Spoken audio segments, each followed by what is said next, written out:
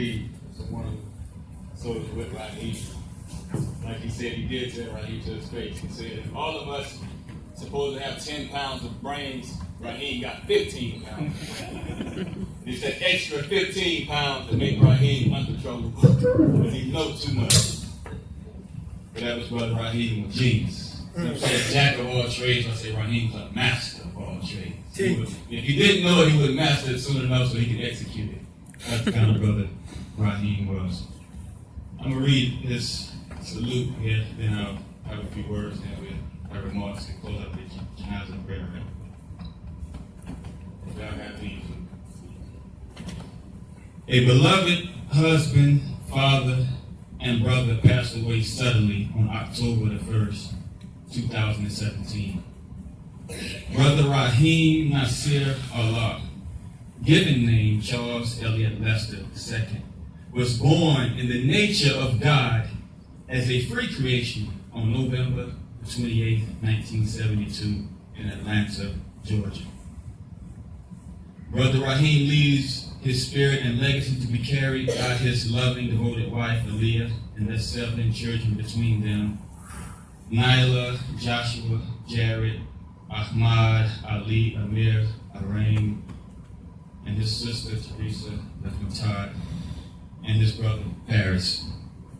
Brother Rahiym is preceded by his beloved mother, Florence Lester, as I call the Big Mama, some of us call the Big Mama, and beloved father, Charles Eliot Lester. In his early teens, he developed the awareness that he did not belong to a white slave master. So he dropped his last name, which we call the slave name, and became known as Charles X. I think it was in Massachusetts at that time. It's in Hartford, Connecticut. It was in Connecticut at that time. Until later taking on the righteous name of Rahiym Nasir Allah. Though he was gifted and schooled in many fields of study, being information technology, graphic design, agricultural engineering, and passionate in music, martial arts, Chinese brushstroke, philosophy, science, culinary arts, and more, his driving passion was empowering and educating to the end of the liberation of black people from systematic oppression. In efforts of this struggle, Brother Rahiym worked with a number of organizations, becoming a member of entities with high impact in the black community, such as the Nation of Islam and the New Black Panther Party. An invaluable idealist of imagination, improvisation, and profound illumination to dreams, hope, hard work, and achievement. Brother Rahiym is one of a kind and leaves behind this indelible spirit for all who were blessed to have known him. May he rest in power which will come about through the ideals to which he dedicated himself. Now I want to say a few words. I begin in the name of Allah, the Beneficent, the Merciful. In Arabic we say, Bismillah ar-Rahman ar-Rahim. As Rahiym wore an attribute of the Most High, being merciful. Thank you all for coming out to this memorial for Brother Rahiym. A memorial is defined as something designed to preserve the memory of a person. Since Rahiym was a soldier, I prefer to call this a grand salute. A salute is a gesture of respect, homage, or polite recognition or acknowledgement, especially one made to or by a person when arriving or departing. So I salute our soldier and my dear friend in his departure. I met Brother Rahiym approximately 15 years ago at the Afrocentric Temple here in Atlanta, down on Ashby Street, now called Joseph Lowry Boulevard. He would be in the field across from the temple in his Black Panther uniform, leading other members of the new Black Panther Party in a series of drills, all the while chanting, Black Power! We immediately clicked as he told me that he believes in the teachings of the Honorable Elijah Muhammad, having become a member of the Nation of Islam as a young teen, and had now joined the new Black Panther Party to help get rid of this devil by any means necessary. You see, it was difficult for any group or organization to keep this energetic, brilliant brother who needed to stay busy at all times fighting to reach the goal. Like Brother Hashim said, nobody could contain Rahiym. His family couldn't contain him. The Nation of Islam couldn't contain him. Rabbit couldn't contain him. Rabbit couldn't contain him. Black Panther Party couldn't contain him. He just had too much energy. If you keep him busy, then that's how you can contain Rahiym. He got too much energy. So a side note to those who lead organizations, we will always lose brilliant warriors, sisters and brothers, if we don't engage in actions that produce tangible results or will evidently lead to the goal for which they join. See, we got a called Purdue in my hometown. They hiring 1,000 people every week because 1,000 people quit every week. That's like the struggle here. If we can't contain these young warriors coming in these doors that come to be a nation, that come for freedom, justice, and equality, and we're not attaining that, we'll lose them. Rahiym was one of those who had to see some kind of tangible results. He didn't believe in just going and doing stuff just to be doing stuff without seeing results.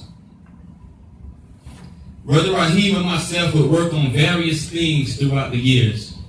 He helped me set up business professionally in Africa as I moved there and lived for 9 years. Rahiym didn't move to Africa as he met his lovely wife, Aaliyah, and went on to father 4 sons. I was very angry that he went to go to Africa with me.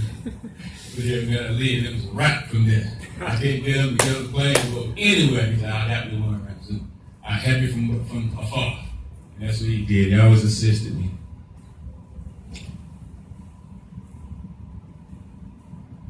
Though he would always assist in various ways. One time he said, you can't be in Africa importing and selling fuel with that old regular cell phone. Then he gave me a touchscreen phone. That's what anybody, none of y'all had touchscreen phones back then. Rahiym had a touchscreen phone. He gave me that touchscreen phone and said, look, man, you gotta be big time. You had a little Samsung push button phone, you need a touchscreen. So he gave me that touchscreen phone. It cost about $800. He had it. And I was the only one in Africa with a touchscreen phone for at least a year and a half. Rahiym gave me that phone. As I returned to America to launch the Nation Time agenda, Rahiym was right there, front and center. He even made the initial move with me and a few others to Detroit, and he designed the Black Independence Day logo. I returned some weeks ago after a recent trip to Africa, and I had a tremendous amount of work to do. I came to Atlanta to organize a few things with Rahiym included, and was staying at a friend's house. Rahiym came and kidnapped me, saying, come on, God, you got to stay with me, God, to help me eat right, get myself together. You know, Rahiym had gained a little bit of weight. So he said, nah, man, forget whoever. I've been there since day one. You come up with me right now. Go in there and get your bags. He said a couple of cuss words, and I'm not going to say it here. He said, man, come on. All right, brother. Let me explain to the person that I'm with, that I'm down here staying at. So I went there and grabbed my bags. I went with Brother Rahiym. He said he was not ready to die in such a condition. We both agreed that we would not die young. No, not from health issues, but as a revolutionary would. A revolutionary dies in the battle for freedom, hopefully with a lot of enemies right there on the ground next to him.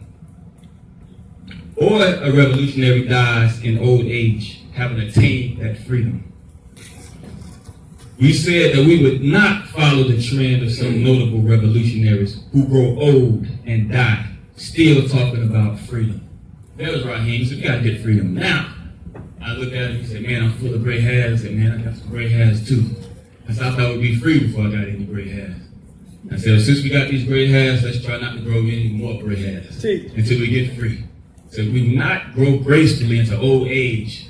As we went to a restaurant the night before, we saw some youngsters who our age when we first met out there kicking the knowledge. They got a little bit of conscience, go out there talking, hey man, breaking it down. We said, man, remember that? I said, yeah. I said, we shouldn't let those youngsters grow in our age, still not free, still talking about freedom. Brother Hakeem shouldn't go away. I shouldn't go away. Minister Mustafa shouldn't go away. The Honorable Styles Muhammad should not leave this earth without attaining freedom. I was in Zimbabwe. I stayed there for 9 years. That's the country who fought against this devil. When we say devil, we talking about the white man. I'm going to talk like Rahiym would say. He's a devil. So they went to war with this devil. And now some of them died on the battlefield like revolutionaries should. Some of them, after they won, they're now aging in freedom. But we in America, we are fighting the struggle. Our heroes are known as great speakers. Our heroes didn't take any of the enemy's life. Rahiym and myself, we would say, no, before we go, we got to take some lives. We got to fight freedom, a good fight. We ain't going to go out like no sucker. Man. A sucker go out and die, not on the battlefield. A sucker would have did like Hakeem said, and just stayed home, not came to honor his brother. Right? Hakeem is going to fight regardless. We all should fight regardless. Even if cancer is eating up our brains, we can think properly, get on that battlefield and fight. That's how Rahiym was. He said, let's fight. I found my beloved friend on that fateful day of his passing. As I went to his bedroom to awaken him so that he could leave, so that we could leave town for the next leg of our mission.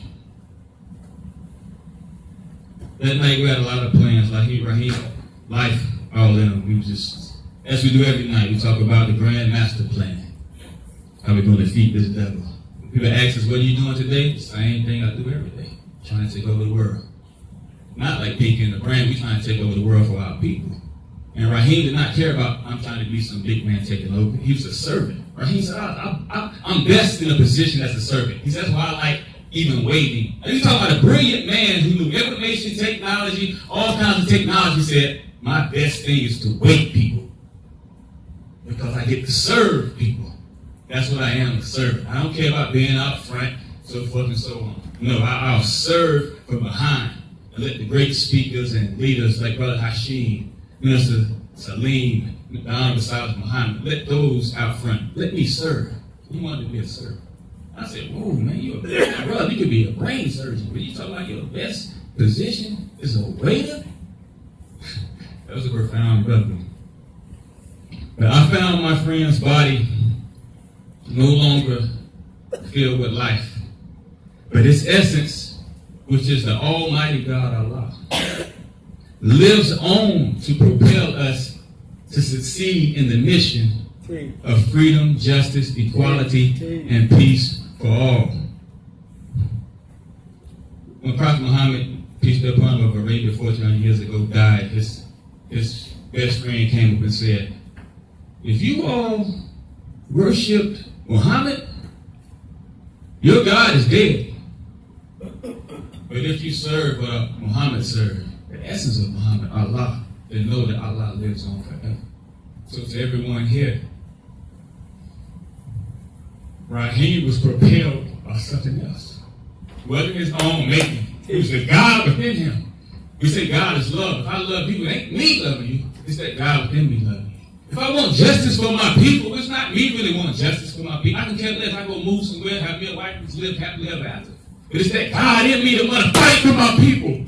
And that's how Rahiym was. He said, come on, God, what we got to do? So I got out that plane for answer. God, what we got to do? Let's take over the world. I'm with you.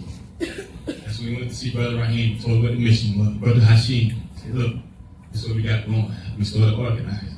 We was going to take that trip to North Carolina that morning, head to Detroit, to some other places. But that morning, my friend's body lay there with a life going. But that life is still here. Not that physical life, but that spiritual life is here amongst us. And that's the Almighty God, Allah. That's the essence.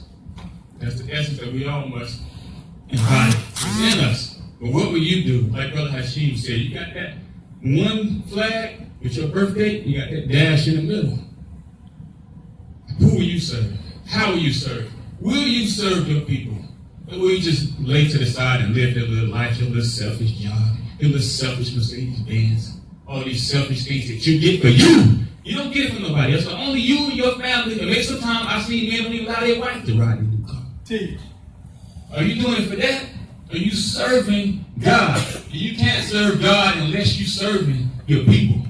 If I'm a worker or a servant of a cotton farmer, a corn farmer, then what do? I don't worship the corn farmer. I go out and pick corn because I'm a servant of that corn farmer. So if we serving God, what do? We would cherish his creation, protect his creation, defend his creation, lead his creation on to peace by any means necessary, any righteous means necessary. That's the spirit of the Black Revolutionary Messiah, Jesus. That's the spirit of the Prophet Muhammad. That's the spirit of our brother Rahiym. I know he made a lot of mistakes, but I know that brother. That brother would fight. He'd give his all for this cause, the liberation of his people. I would like to end that. When I say rest in power, I know that your essence, I'm talking to Rahiym right now. When I say rest in power, Rahiym, I know that your essence will never rest until we have achieved black power. So how can a warrior rest in peace or rest in power when we haven't achieved what he fought for? So as long as we don't achieve what Martin Luther King fought for, we don't achieve what Malcolm X fought for, we don't achieve what Marcus Garvey fought for, we don't achieve what Honorable Elijah Muhammad fought for, they're not resting in peace. You're not doing the work that they set out to do. You think there'll be peace going? We still struggling, still getting shot down by police in 2017 and not being facing charges, those police not facing charges? That we still pour down and out with nothing, no reparations, nothing to get for our efforts. But we have slavery syndrome, post-traumatic slavery syndrome. We still suffer. Not just economically, we suffer mentally for what they did to us and they owe us. That's why I like the Honorable Elijah Muhammad, about the Honorable Silas Muhammad. He's at the UN for probably 30-something years right now, fighting for reparations, but they owe us. But, like Rahiym said, when we believe, when the teacher of Honorable Elijah Muhammad, there is no mystery God. There's no mystery God gonna come to give you freedom. You gotta get up and soldier. Ain't no Jesus up there waiting somewhere and say, I'm gonna help y'all out. No. Jesus gonna work through you. Jesus gonna suit up. He's gonna put on that FOI uniform. He's gonna put on that Black Panther uniform. That's Jesus in that uniform. The Black Revolutionary Messiah. He died for this thing. He wasn't no chump. They killed Jesus for sedition. That means he was fighting against the government. He wasn't laying down getting a job for the government like we cherish. So when I say rest in power, I know, Rahiym, that your essence will never rest until we have achieved black power. Salute to my brother, as we always said to each other, peace, God.